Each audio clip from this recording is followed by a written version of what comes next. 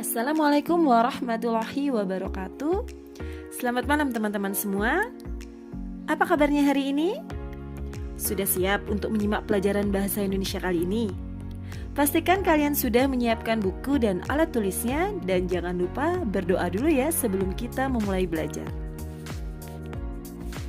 Pada malam hari ini kita akan sama-sama belajar membahas mengenai materi pada modul 8, yaitu tentang teks eksplanasi. Teks eksplanasi ini merupakan materi kelas 8 untuk pendidikan kesetaraan paket B. Sebelum membahas materi ini lebih lanjut, Ibu ingin bertanya kepada kalian. Apakah kalian pernah membaca tentang banjir, tsunami, tanah longsor, dan sebagainya? Atau mungkin kalian pernah membaca tentang narkoba, kecanduan gadget, kemiskinan, dan lain-lain. Nah, jika kalian pernah membaca salah satu di antaranya tadi, maka teks atau paragraf yang kalian baca tersebut merupakan teks eksplanasi.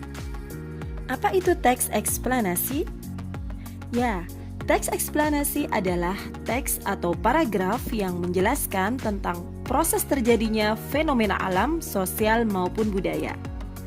Dalam teks atau paragraf eksplanasi ini, penulis harus dapat menjelaskan kejadian dengan sejelas mungkin, sehingga pembaca yang membacanya dapat mengumpulkan informasi penting dari apa yang sedang dijelaskan.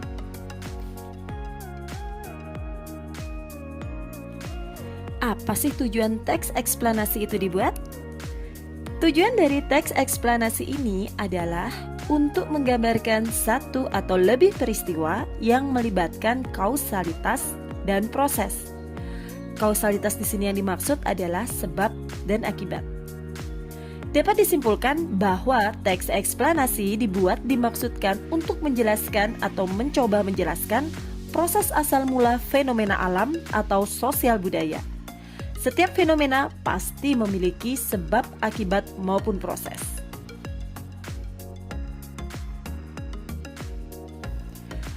Ciri-ciri teks eksplanasi.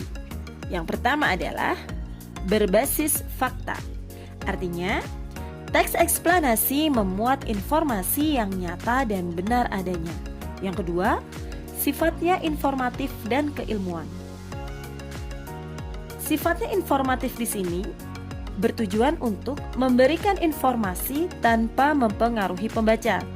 Ingat ya, teks eksplanasi hanya menjelaskan proses terjadinya suatu fenomena, bukan untuk membujuk siapapun.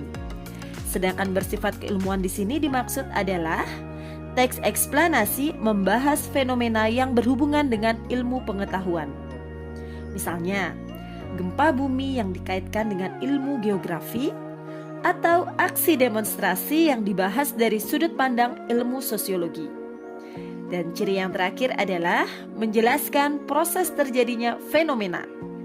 Artinya, di dalam teks eksplanasi berisi mengenai detail penjelasan suatu proses terjadinya fenomena atau kejadian yang disajikan secara urut atau bertahap dari awal hingga akhir. Struktur teks eksplanasi. Struktur dari teks eksplanasi terdiri dari 3 bagian. Bagian yang pertama adalah pengenalan fenomena. Pada bagian ini berisi pernyataan umum mengenai suatu topik yang akan dijelaskan proses terjadinya atau suatu proses keberadaan fenomena tersebut. Bagian yang kedua, rangkaian peristiwa. Pada bagian ini berisi sebab akibat mengenai detail penjelasan suatu proses terjadinya fenomena yang disajikan secara urut atau bertahap dari yang paling awal hingga paling akhir. Struktur yang terakhir adalah ulasan atau kesimpulan. Pada bagian akhir ini berisi tentang kesimpulan mengenai suatu topik yang telah dijelaskan. Sekarang kita menuju kepada pola pengembangan teks eksplanasi. Yang pertama adalah pola kronologis atau proses. Pola kronologis atau proses ini disusun berdasarkan urutan waktu peristiwa atau fenomena. Pola pengembangan proses merupakan urutan tindakan-tindakan untuk menghasilkan sesuatu atau perurutan dari suatu kejadian atau peristiwa. Nah, pola pengembangan teks eksplanasi proses ini bisa disusun dengan cara berikut. Yang pertama, kita ketahui dulu perincian-perinciannya secara menyeluruh. Kemudian, kita membagi proses tersebut menurut tahap-tahap kejadian. Dan yang terakhir, kita menjelaskan setiap urutan itu ke dalam detail-detail yang tegas sehingga pembaca dapat melihat seluruh proses itu dengan jelas. Pola yang kedua adalah pola kausalitas. Pola kausalitas ini disusun berdasarkan hubungan sebab akibat dari suatu peristiwa atau fenomena. Dalam pola ini, sebab bertindak sebagai gagasan umum, sedangkan akibat sebagai perincian pengembangannya. Namun, peran keduanya juga bisa dibalik loh. Akibat bisa menjadi gagasan umum dan sebab bisa sebagai perincian. Sejatinya persoalan sebab akibat sangat mirip dengan pola pengembangan teks eksplanasi proses. Apabila disusun untuk mencari hubungan antara bagian-bagiannya, maka proses tersebut bisa juga disebut dengan proses kausalitas. Kaidah kebahasaan teks eksplanasi. Kaidah kebahasaan teks eksplanasi terdiri menjadi 3. Pertama, menggunakan konjungsi kausalitas. Tahukah teman-teman apakah yang dimaksud dengan konjungsi? Konjungsi merupakan kata penghubung atau kata sambung. Paham ya? Jadi yang pertama adalah menggunakan konjungsi atau kata sambung kausalitas. Teks eksplanasi yang baik perlu dijelaskan penyebab dan dampak dari fenomena. Kalimat sebab akibat biasanya menggunakan konjungsi karena, sebab, oleh karena itu, sehingga, dan sebagainya. Misalnya ibu contohkan pada suatu kalimat. Dengarkan ya. Kadang sebuah pelangi kedua yang lebih redup dapat terlihat di atas pelangi utama karena cahaya telah dipantulkan atau dibiaskan lebih dari sekali di dalam tetes-tetes air hujan. Nah, dari kalimat contoh yang ibu bacakan tadi, dapatkah kalian menentukan kata mana yang merupakan konjungsi kausalitas? Ya, tepat sekali. Terdapat pada kata karena. Yang kedua adalah menggunakan konjungsi kronologis. Dalam teks eksplanasi juga menggunakan konjungsi kronologis, yakni hubungan dengan waktu terjadinya suatu peristiwa. Seperti kemudian, lalu, setelah itu, pada akhirnya, dan masih banyak lagi. Ibu contohkan pada kalimat. Dengarkan ya. Setelah 7 bulan, fetus mirip kulit orang tua dengan kulit merah berkeriput. Selama bulan ke-8 dan ke-9, lemak ditimbun di bawah kulit sehingga perlahan-lahan menghilangkan sebagian keriput pada kulit. Nah, dari contoh kalimat yang ibu bacakan tadi, dapatkah kalian menentukan kata mana yang merupakan konjungsi kronologis? Betul sekali. Konjungsi kronologis pada kalimat contoh tadi ada pada kata setelah. Bisa dilihat ya pada awal contoh kalimat tadi. Yang ketiga adalah menggunakan kata benda yang merujuk pada jenis fenomena. Dalam menyusun teks eksplanasi, penulis juga harus menggunakan kaidah kebahasaan, yakni menggunakan kata benda yang merujuk pada jenis fenomena. Seperti gengsi, kepekaan sosial, norma, budaya, dan masih banyak lagi. Di dalam teks eksplanasi dijumpai banyak kata benda sesuai dengan topik yang dibahas. Apabila topiknya tentang kelahiran, maka istilah biologi yang akan muncul. Apabila topiknya tentang kesenian daerah, maka istilah budayalah yang sering digunakan. Demikian pula apabila topiknya yang dibahas mengenai fenomena kenaikan BBM, maka istilah ekonomi dan sosial yang akan sering muncul. Ibu contohkan pada satu kalimat berikut. tolong didengarkan ya. Batik merupakan salah satu warisan dari Indonesia yang diakui oleh UNESCO. Pengakuan warisan luhur ini tepat disahkan pada tanggal 2 Oktober 2009. Nah, dari contoh kalimat yang ibu bacakan tadi, dapatkah kalian menentukan yang mana merupakan kata benda yang merujuk pada jenis fenomena? Ya, betul sekali, yaitu ada pada kata batik.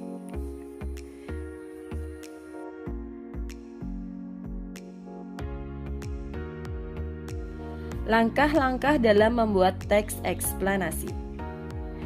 Ada 4 langkah dalam membuat teks eksplanasi yang bisa kalian coba. Yang pertama adalah observasi peristiwa yang terjadi di sekitar. Peristiwa atau kejadian yang terjadi di lingkungan kita dan kehidupan sehari-hari sangatlah banyak ya teman-teman. Ada beragam dan juga unik di setiap wilayahnya. Oleh karenanya, peristiwa ini dapat dijadikan bahan untuk menyusun teks eksplanasi yang baik dan mudah dipahami. Untuk memudahkan kalian memahami, contohnya seperti bahasan tentang udara yang setiap hari kita rasakan. Kemudian penyebab udara pada pagi hari terasa dingin, sedangkan semakin siang udara semakin panas. Atau mungkin kenapa waktu pagi hari itu ada embun pagi, sedangkan kalau sore tidak ada embun. Nah, begitupun banyak peristiwa yang terjadi saat kita mau mengobservasi tersebut. Langkah yang kedua adalah mengamati suatu peristiwa. Setelah kita mendata dan melakukan observasi peristiwa di lingkungan sekitar, tentukan satu saja peristiwa yang akan kamu amati lebih mendalam dan mendetail. Tujuannya apa sih? Ya supaya ada batasan masalah yang akan kita amati. Apabila tidak ada batasan, maka teks yang akan kita bahas dan kita tulis nanti akan melebar kemana-mana. Berdasarkan pengamatan yang kita lakukan akan muncul ide penulisan teks eksplanasi. Langkah yang ketiga, mencatat urutan peristiwa. Langkah selanjutnya adalah saat akan melakukan pengamatan, hal yang wajib kita lakukan adalah mencatat hal yang sedang diamati, bahkan semua hal yang ada dicatat saja ya. Semakin detail maka semakin baik. Kedua, pastikan bahwa catatan hal yang kamu amati ini sudah urut. Urutan terjadinya suatu peristiwa penting diketahui dan dicatat untuk membuktikan kevalitan sebuah kejadian yang terjadi. Nah, langkah yang terakhir ini adalah membuat kerangka teks eksplanasi. Setelah kita mendapatkan data, kemudian urutan kejadian dan fakta dengan peristiwa yang diamati, maka mari kita menyusun semuanya menjadi sebuah kerangka karangan teks eksplanasi. Tentukanlah hal-hal yang akan kita jelaskan. Kerangka karangan yang disusun harus berdasarkan struktur teks eksplanasi. Sudah kita bahas ya pada slide sebelumnya tentang struktur teks eksplanasi yang ada 3 bagian. Nah, teks ini merupakan jenis teks eksplanasi yang dibentuk oleh struktur atau bagian-bagian tertentu. Struktur tersebut diawali dengan pernyataan umum, deretan peristiwa, interpretasi atau ulasan seperti yang sudah Ibu jelaskan sebelumnya. Nah, teman-teman, penjelasan secara umum mengenai teks eksplanasi sudah Ibu jelaskan secara ringkas. Semoga apa yang Ibu jelaskan kalian bisa memahaminya. Nah, untuk lebih memahami apa yang Ibu jelaskan, Ibu akan memberikan satu contoh sederhana teks eksplanasi. Di sini Ibu akan memberikan contoh sederhana mengenai teks eksplanasi yang berjudul kemiskinan. Kemiskinan merupakan sebuah kondisi di mana masyarakat memiliki penghasilan yang terlalu rendah sehingga kebutuhan pokok sehari-harinya tidak bisa terpenuhi. Keperluan pokok tersebut mencakup makan dan minum, pendidikan, serta tempat tinggal. Adapun beberapa faktor yang menimbulkan kemiskinan seperti keterbatasan pemenuhan keperluan sehari-hari serta perlengkapan pendidikan. Di samping itu, perbudakan, musibah, bangkrut, serta struktur sosial juga turut andil menjadi faktor penyebab dari kemiskinan. Perilaku menjadi dominasi dan struktur sosial yang tak seimbang juga bisa dijadikan penyebabnya. Faktor struktur sosial ini cenderung mengarah pada masalah turun-temurun dari keluarga. Sementara mementingkan keinginan daripada keperluan adalah akar dari perilaku gengsi. Sebenarnya telah banyak usaha yang digencarkan oleh pemerintah dan masyarakat guna mengatasi masalah kemiskinan. Dengan demikian, kerjasama antara pemerintah dengan masyarakat dalam mengatasi kemiskinan dapat berjalan. Jika kita mau menerima serta bersyukur atas apa yang telah dimiliki, seharusnya tidak ada lagi kemiskinan di negara Indonesia. Pemerintah serta masyarakat juga sama-sama berperan penting untuk menghilangkan masalah kemiskinan di Indonesia. Nah, teman-teman, dari contoh sederhana teks eksplanasi yang Ibu bacakan tadi, itu terdiri dari 5 paragraf yang keseluruhannya sudah mencakup 3 bagian dari struktur teks eksplanasi. Bisa kita lihat pada paragraf pertama, itu menunjukkan struktur teks eksplanasi yang pertama, yaitu pengenalan fenomena.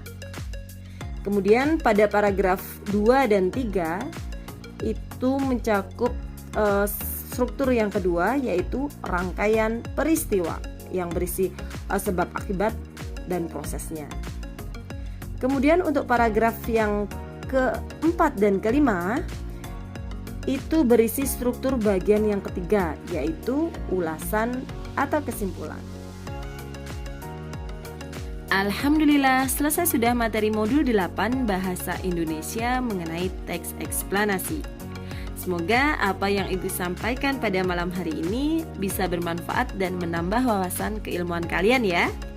Ibu juga berharap kalian sudah bisa membuat teks eksplanasi sendiri di rumah. Mohon maaf apabila selama menyampaikan materi terdapat kata-kata yang tidak berkenan untuk kalian. Sekian dan terima kasih. Sampai jumpa pada materi selanjutnya. Wassalamualaikum warahmatullahi wabarakatuh. Selamat malam semuanya.